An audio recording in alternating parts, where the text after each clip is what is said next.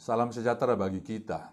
Firman Tuhan hari ini yaitu surat Rasul Paulus yang pertama kepada jemaat yang ada di Korintus dalam pasal yang ke-9 ayat 24 sampai ayat yang ke-27 yang saya berikan tema hidup yang berkemenangan. Korintus merupakan kota kuno di Yunani. Kota ini merupakan kota metropolitan pada zaman Rasul Paulus. Akan tetapi kota ini menjadi kota yang angkuh secara intelektual.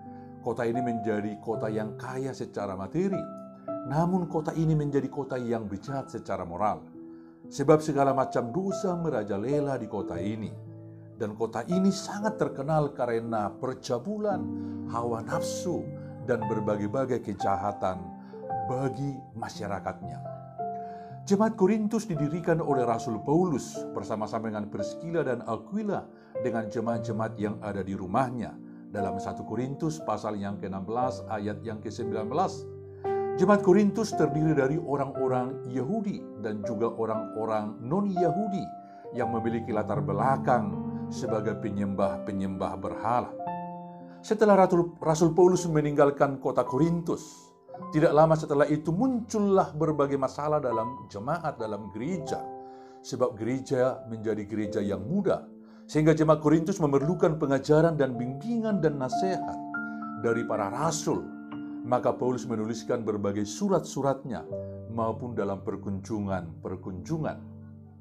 Tentu kita tahu menjadi Kristen bukan suatu pilihan hidup yang memberikan jaminan untuk bebas dari pergumulan dan perjuangan, dari berbagai macam kesulitan dan penderitaan dan persoalan. Sebab dalam Filipi pasal 1 ayat 29 berkata, sebab kepada kamu dikaruniakan bukan saja untuk percaya kepada Kristus, melainkan juga untuk menderita untuk Dia. Namun kita perlu tahu bagaimana Paulus juga berkata dalam suratnya kepada jemaat di Roma pasal yang ke-8 ayat 37. Tetapi dalam semuanya itu kita lebih daripada orang-orang yang menang oleh Dia yang telah mengasihi kita.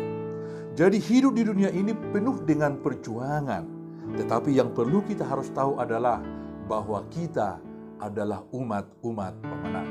Yang menjadi pertanyaannya, apakah syarat untuk memperoleh hidup yang berkemenangan? Saya akan membagikan ada 3 melalui perikop firman Tuhan hari ini. Yang pertama adalah kita harus memiliki penguasaan diri atau self-control. Dalam pasal yang ke-9 ayat 25 berkata, tiap-tiap orang yang turut mengambil bagian dalam pertandingan menguasai dirinya dalam segala hal. Mereka berbuat demikian untuk memperoleh suatu mahkota yang fana, tetapi kita untuk memperoleh suatu mahkota yang abadi. Menguasai diri artinya mampu mengendalikan diri dari setiap hal yang mempengaruhi hati, mempengaruhi jiwa, mempengaruhi pikiran, dan perilaku hidup dari berbagai hal. Sehingga kita tidak terjatuh pada hal-hal yang duniawi, kepada hal-hal yang jahat, dan kepada hal-hal yang berbuat dosa di hadapan Allah. Maka sangat penting kita memiliki penguasaan diri. Di dalam Alkitab beberapa contoh tentang orang yang tidak menguasai diri. Yaitu yang pertama bagaimana Adam, dia tidak bisa menguasai dirinya sehingga dia harus jatuh. Bagaimana Kain juga tidak dapat menguasai dirinya dari emosinya sehingga dia jatuh.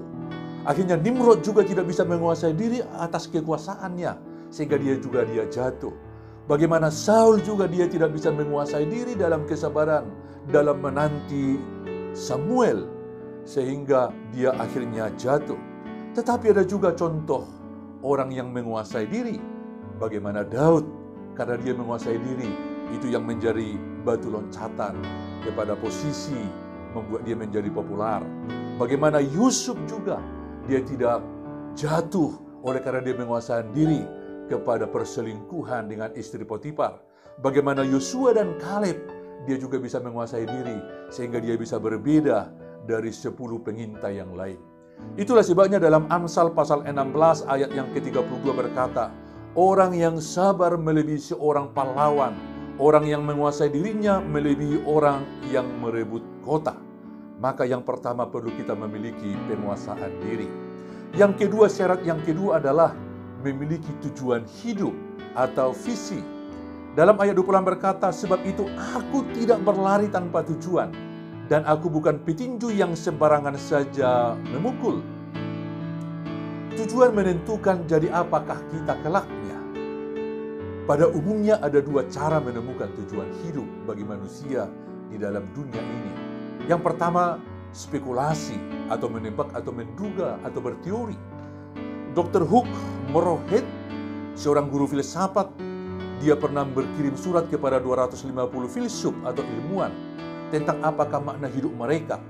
Sebagian besar dari 250 filsuf itu berkata atau memberi jawaban, mereka hanya menebak dan menduga. Tetapi ada pola yang kedua, selain daripada spekulasi ada penyataan. Penyataan artinya melihat pada apa yang telah Allah nyatakan tentang kehidupan di dalam firman-Nya. Apakah tujuan hidup kita? Dalam buku Rick Warren yang berjudul Kehidupan yang Digerakkan oleh Tujuan, dalam halaman 18-nya dia berkata demikian, Anda dijadikan untuk Allah bukan sebaliknya, dan hidup berarti membiarkan Allah memakai Anda bagi tujuannya, bukan Anda yang menggunakan Allah bagi tujuan Anda sendiri.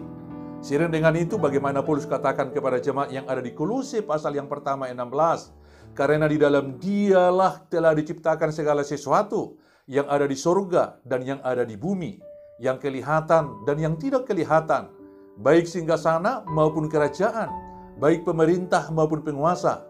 Segala sesuatu diciptakan oleh Dia dan untuk Dia. Jadi Allah bukan hanya awal kehidupan, tetapi sumber kehidupan. Maka untuk menemukan tujuan hidup kita, kita harus melihat firman Allah, bukan hikmat manusia. Maka kita harus menemukan tujuan hidup kita.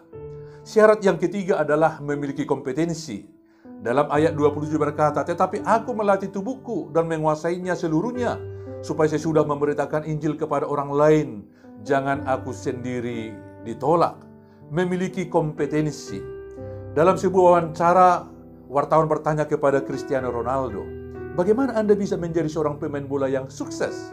Ronaldo berkata, bakat tanpa kerja keras tidak mungkin dapat menjadi sukses. Kita harus mengembangkan kompetensi kita, kemampuan kita, sehingga kita dapat mengadaptasikan diri dalam segala keadaan dan memenangkan keadaan itu. Paulus berkata dalam ayat 20 sampai ayat 23, dalam pasal yang ke-9 dalam 1 Korintus, dia berkata, aku harus menjadi sama seperti orang Yahudi untuk memenangkan orang Yahudi. Aku harus hidup sama seperti orang yang di bawah hukum Taurat untuk memenangkan mereka yang di bawah hukum Taurat. Aku menjadi orang yang lemah untuk memenangkan orang yang lemah, dan juga dia lakukan semuanya untuk memenangkan mereka. Artinya dia harus memiliki kompetensi untuk memenangkan. Kalau tanpa kompetensi, dia tidak bisa memenangkan. Maka sangat penting memiliki kompetensi. Sebab Yesus berkata dalam Matius pasal 25 ayat 15 berkata, yang seorang diberikannya 5 talenta, yang seorang lagi 2, dan yang seorang lain lagi 1. Masing-masing menurut kesanggupannya, lalu ia berangkat. Jadi dari perumpamaan yang disampaikan oleh Yesus, bahwa seseorang akan dipercayakan sesuai dengan kompetensi yang dia punya. Maka ada 3 hal yang akan menjadi kesimpulan untuk memiliki hidup yang berkemenangan. Yaitu yang pertama, kita harus memiliki penguasaan diri. Kita harus memiliki visi dan kita harus memiliki kompetensi. Inilah yang akan menjadi bagian kita. Sebab firman Tuhan katakan dalam Ulangan pasal 24, sebab Tuhan Allahmu, Dialah yang berjalan menyertai kamu untuk berperang bagimu melawan musuhmu dengan maksud memberikan kemenangan kepadamu. Maka milikilah 3 syarat itu supaya kita menjadi orang yang hidup dalam kemenangan. Amin. Tuhan Yesus memberkati.